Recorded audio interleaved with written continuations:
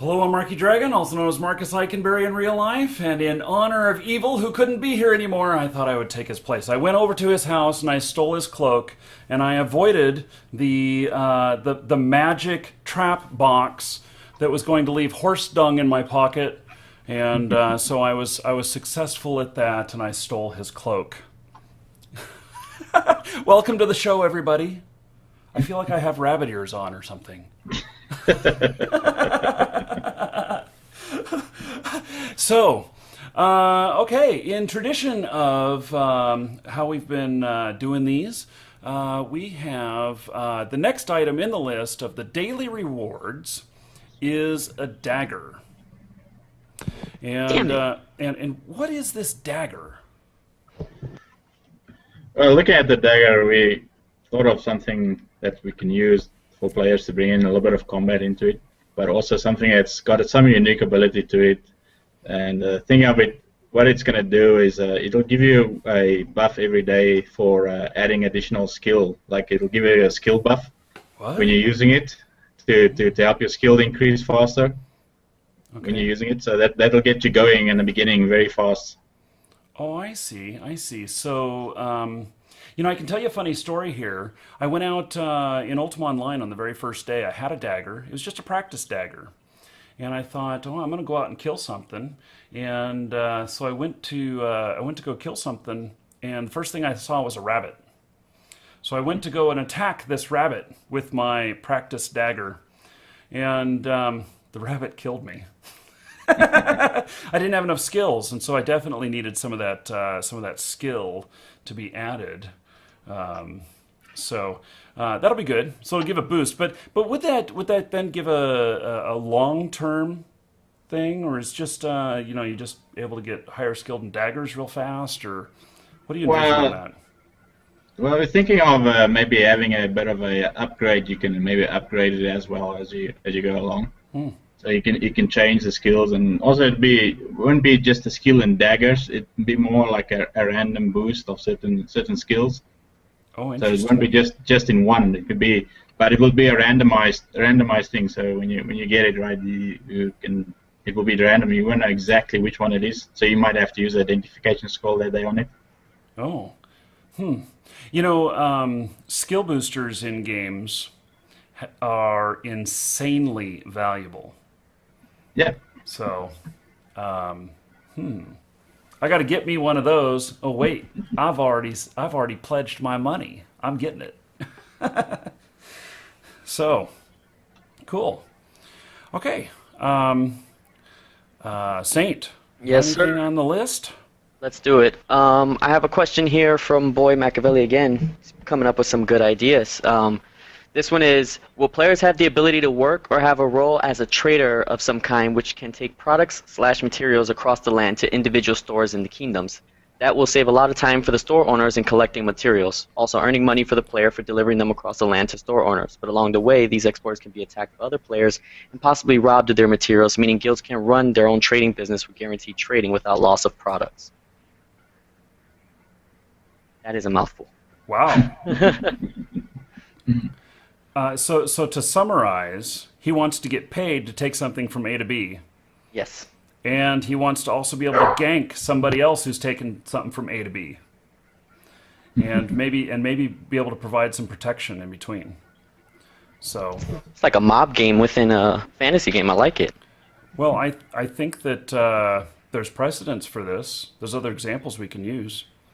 Yeah, that's been brought up already in roundtables as well. With the carts and wagon system and trading in between cities and stuff like that. And that's definitely going to be implemented, like I said before, with the ships and so on. Trading with ships, you can only carry a certain amount of weight and so on, and items that you dig up when you do mining and whatever crafting system. So you can take it. You can transport maybe by yourself, but then you have a chance that you might get attacked. And if there's caravans, you can take it with caravans, and you have more protection with it. And you can give it to somebody here, and then they can drop it off at the other town if they reach it, no problems. Yeah. So definitely involved. And can that be a profession? Like, will there be a transport skill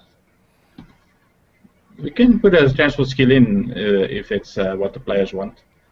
But definitely, it can be a profession in the sense of making money, because if you're going to be charging to transport stuff up and down, you're going to be making a lot of currency, in-game currency out of it. So it'll definitely be a money-making system. Could be a job. Yeah, exactly. A job, but it could be a good-paying job. Exactly. And so I can drive my semi-truck or my really huge lorry, and down the road, run over all of the hostiles in the way. I'm just kidding. This also goes in tie with like reputation, because what's stopping me from just taking your goods as a transporter? Yeah, it's all linked in together. Exactly. Yeah. As So, well- so as like well some as, sort of bond system. As well as carpentry and stuff like that, like building houses and stuff. The videos you've seen so far is the house, you put it down and bam, it's there. But at the end, we're planning to bring in a system where you basically have to place down your resources, and it takes a time to build that wall, for instance. And the bigger if you're a builder or you have that skill, or a carpenter or something, you can build it faster. So players will hire other players to help them build their houses and their castles quickly, as well as NPCs. Like, we're going to have NPCs that's being hired to do certain things in the game, and you can go and hire a bunch of NPCs, for instance, if you don't want to build it yourself, and just get them to do the building for you. Now, I'm sure this has to go into like jobs and skills and whatnot, but as far as like a reputation system, because I know you said that you can vote to have a king of a land, for example. Yeah. But what if that reputation system also includes, like, I used to be a transporter that stole goods, so I have a bad rep. I can go ahead and erase that rep, and now I want to become a king. Is that always going to be tied to me? Is there implementations there to, like, people can know my notoriety just from looking at me, or That's an interesting subject, actually. That's politics. Exactly. Yeah, So you're gonna have to politics. lie about it and not get caught. Exactly. Same with going into the house and stealing, and if you get caught, then boom, you have the problem. Previously, they did mention one thing that I really liked is the fact that if you PK people, then your name changes, and the color of your name changes above your head.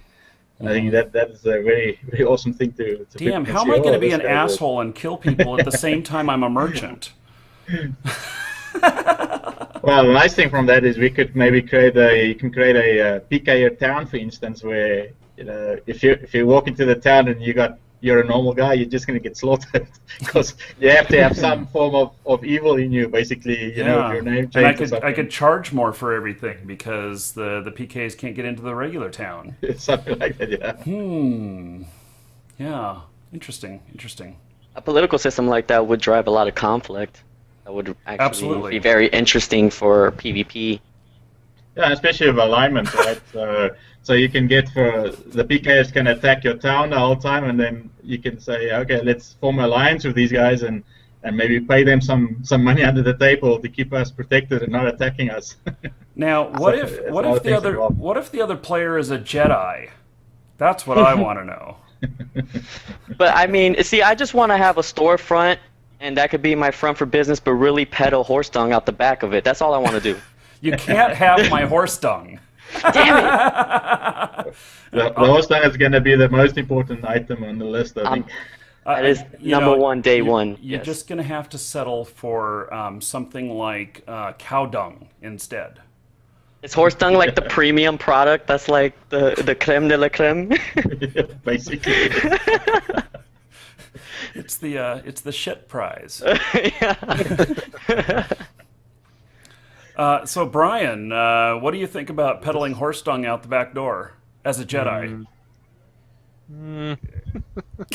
I don't know.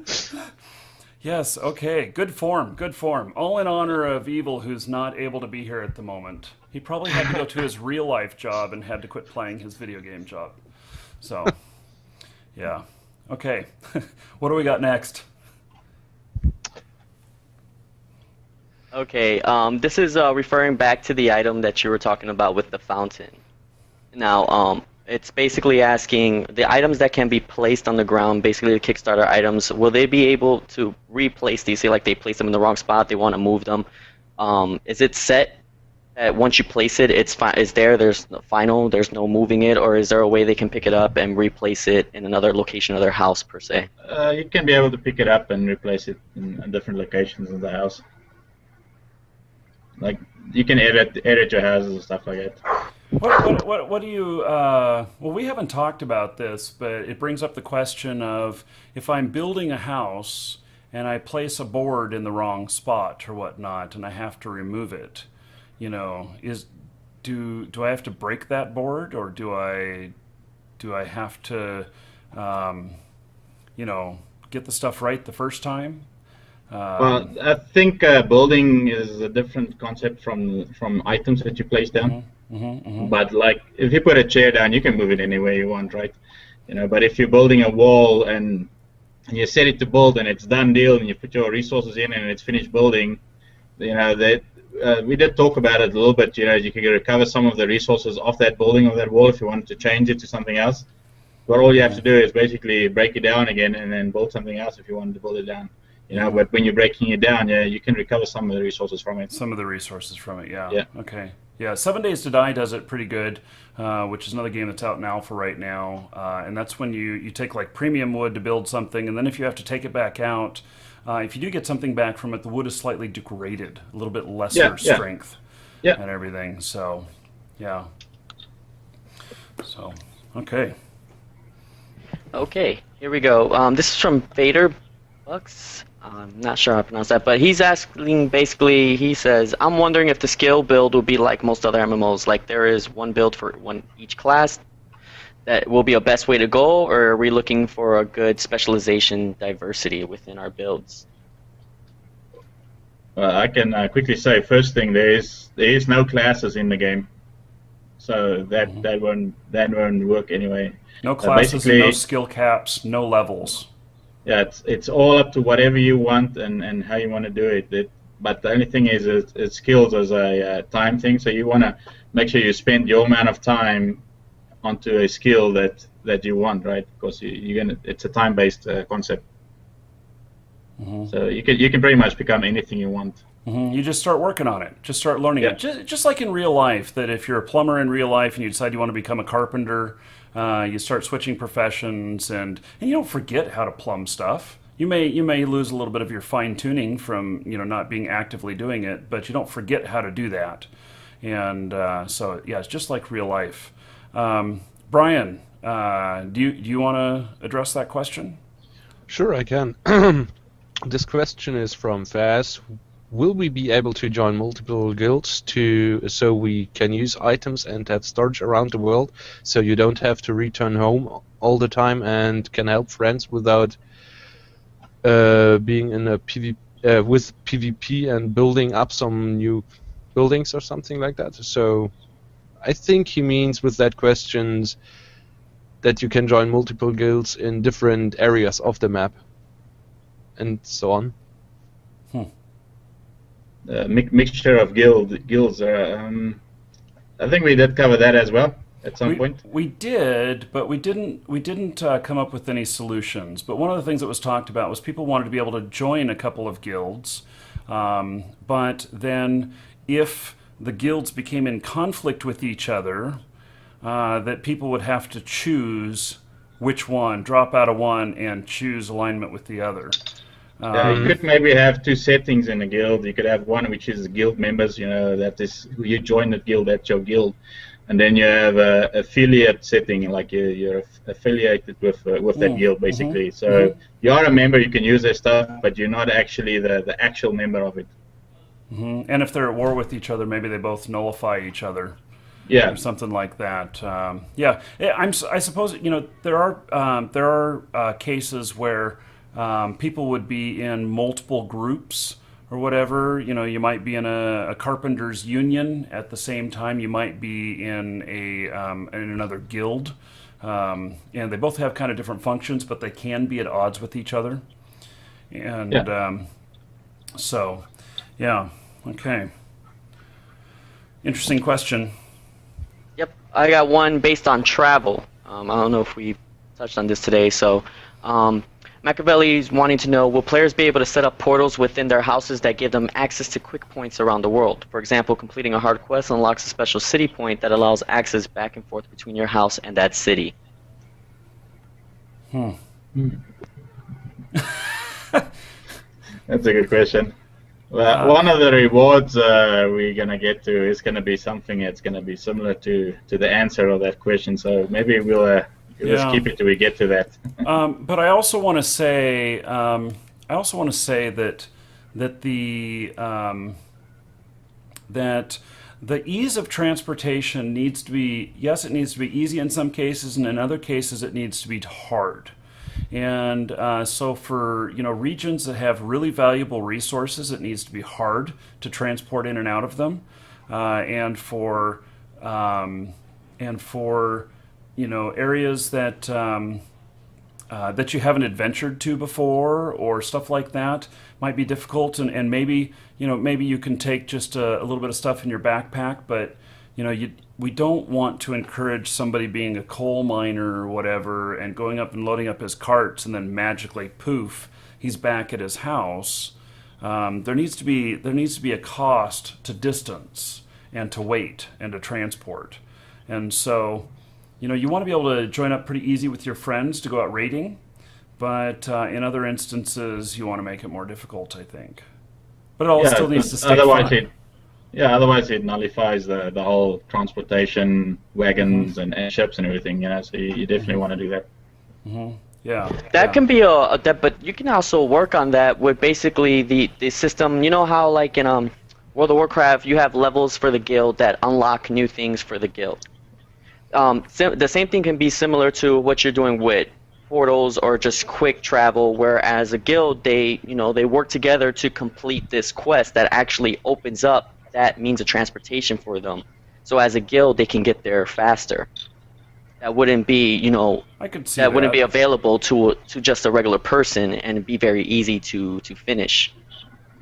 Yeah, something like that. But the nice thing is also that we have weight into carrying stuff. So certain stuff, there's no way you're going to be. Doesn't matter where you travel, you're never going to be able to take it through a quick system because you won't be able to carry it on your body. And what I really like about that is that coal is kind of a resource that I've used as an example a few times that's really heavy, that's not worth very much, but to a blacksmith, if a blacksmith is living in an ocean city and doesn't have access to coal or whatever, he's going to have to bring in transport in coal, and it's going to cost more, which then makes the items there cost more. But then as a side effect, if they're so remote, that the weapons would cost more, and it's just a whole the whole economy thing of transport. So an entrepreneur may go way far away and transport in a whole bunch of swords because he can undercut the price. But if you want it locally made, it's going to cost more. So, yeah. Okay. What? We can just sit here and laugh at each other, Brian.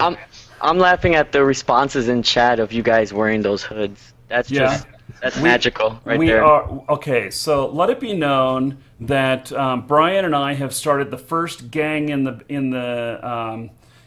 game, and we're going to be known as Boys in the Hoods.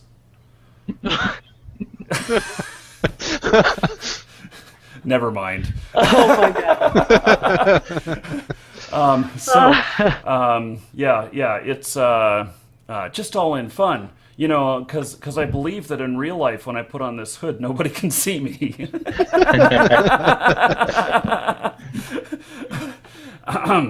So I'd like to just talk about the discussion of basically owning player-owned shops where we handle the food or whatever we sell.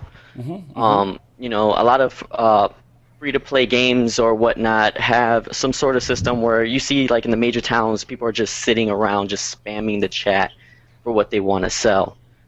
Is there any ideas on how to make it so it's not as spammy and it can be actually, I walk into a store and I can actually talk to you one-on-one or actually have a UI up that has what's for sale and just, try to streamline it so you're not having 600 people in a city spamming, 30 gold for 14 wood or something.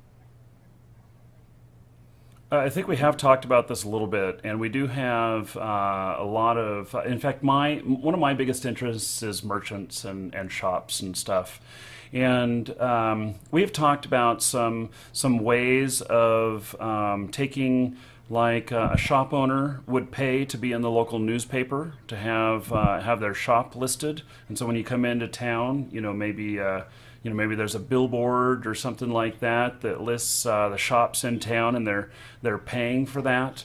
Maybe people who happen to live on the main thoroughfares could build a billboard, and then I, as a shop owner who am somewhere in there, could pay to be listed on there. So that wouldn't necessarily. I wouldn't need to sit at the bank spamming everybody with what I'm saying. That people would know to just go look at one of the billboards. And as far as shops and interaction and everything, I think that we'll end up with different areas that are known for different things. A city of pirates, the outlaws. In a city of where a lot of merchant stuff happens, and it's because the city is built around crossroads, and there happens to be a portal in the middle of the city or whatever, so commerce will automatically happen around accessibility, and I think that there's some other creative ways of doing some of these things, like maybe even going to a foreign town and posting on their billboard or something like that. And maybe you just go to the town billboard and you do a search. You say, I'm looking for swords. Who has swords? And it comes up with a list of the sword merchants within the town. But then also, if I'm willing to, because if I got the shit and I got really good swords and I'm willing to pay for my listing in there as well, but it's way far away, then maybe that starts a quest to go get one of these uber swords for the person. And they can, I would pay for that, right, and stuff. So also you have your vendors in there that you can interact with them directly, if you want to get some information and stuff about what's being sold. Yeah. So and also with that said, you do not need to be online to sell your stuff. No, we've poo-pooed the idea of having an auction house. But we have really liked the idea of maybe some malls and stuff like that, hubs for commerce. And so you'll have vendors, you may have a table where you can see the different types of things on it. And then you would, to buy one of those things, you would engage with the vendor that was standing behind the table. And so that's kind of, what we've talked about so far. And what I think, or what I envision a lot of that will look like. Where the NPCs, like, if you have an NPC you set behind a table, you set up the items you want to sell there with their price and margin and whatnot, and then that'd be a great way for, just as a gold sink, like just to have a percentage go to the NPC for just his, his time standing there. Yeah, you may have to pay them hourly, or you pay them on a commission or whatever. And so maybe direct trades, if they're taking like 20%, let's say, so it's worth your time to log in and do a direct trade with somebody if you're both available at the same time, because then you could offer them a little bit of discount and you could make more money. So, Brian, you look damn cool. It was a suggestion to put on some glasses. So I think that there's anything we can do in commerce to encourage actual person-to-person interaction as opposed to person to NPC, I think we should do, and then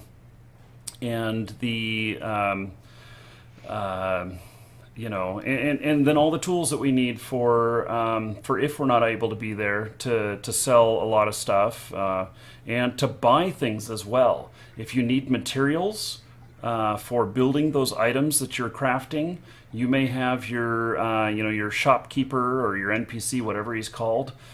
He may have a buy list as well, and then would buy that. Other players could bring that stuff to him, and until he's full, or until he's spent his budget, or whatever. So, okay, Brian. One last point. There was a question from Faz. Will there be something like a town crier that is shouting out some advertisement for some stores in the city, or something like that? It's possible. The town government may not like it, but a commerce town might have them all over the place, and we might feel like we're being barraged. Be like billboards. Mm-hmm. So, I think the local city politics, if we can give them enough control to where, they may not allow flashy signs or, certain colors in the town. Nobody can paint their castle pink, hot pink, whereas another community that wants to be really flamboyant, they might require rainbow colors. I don't know. And unicorns. I had a question about the politics system. Mm-hmm, Let's say I am elected king of whatever town. If I die in game, do I give up my rights as king? Well, I think you just resurrect. Yeah. Because it's coming from just a PvP standpoint. You would have to hire bodyguards as a king. You would have to physically play the game as a king that's always going to have a hit out on their head. Well, yeah, I don't know. That's a really interesting concept because people who are in politics and places of power do require guards, but it's maybe it's not so much because of the power that they have, but because of the visibility that they have in the public. And so maybe since death is permanent in the real world and it's not permanent in the game, maybe it's not required because you just go and resurrect. You just have a side effect of being so popular that you get ganked more. So, but also could affect your job. Maybe put a cooldown on it, put some sort of negative impact on. Because if I'm king and I could run around and just make the absurd rules that tax is now 100% off of everything you buy, people are gonna want to. Yeah, exactly. You'll get dethroned. So the system that we've described for politics also has the ability to overthrow a leader that is not doing a good job. And it works something like getting like 40 or 50% or 51% of the landowners within the area to put up a new vote. And so if you can get your 51%, then it can go to a new vote, and then everybody votes, and you end up with a political battle. You may end up keeping with the same guy. Maybe he pays everybody off. Maybe he strong arms everybody, or maybe he's just shapes up and becomes a nice guy. Or if he's an asshole and an idiot, then he gets replaced. So, yeah. Okay, I think we're out of time for this episode. For those of you watching live, we're going to come back on again in 2 hours from now. And so the stream will start shortly before that, so make sure you're following if you'd like to be alerted. If you're watching on YouTube, these are being released every 2 hours until they run out. It's actually pretty incredible, but we're filming like a total of 16 episodes today. And so you won't run out today. And do get in on the Kickstarter today, even if it's just a pledge of $10 so that you can get all of the items and not miss out on horse dung or anything other special. I don't know what's being removed. So I don't know if they're... I don't know, Jacques. Are you going to do some sort of a roll, a random number, or are you going to, or do you have some specific order that you're pulling things out in? There is a specific order we're looking at, so yeah, okay. Won't be a roll. So the quicker you get in, the better it's going to be for you. Yeah. So $10 to get in, and it won't charge you until the campaign is successful and has completed. So so right now you got 30 days. So it's only one short, one short question. So if I pledged today, I get the rewards for all 30 items, right? I get all 30 items. So if I pledge tomorrow, I get 29 items. Yeah. If I say, okay. Yep, that's how it works. We're removing one a day. And so on the very last day, there will only be one left. And so anyway, there we have it. Okay, thank you guys. And we'll, for those of you watching live, again, we'll be back in 2 hours and continue on this madness. Take care, everybody.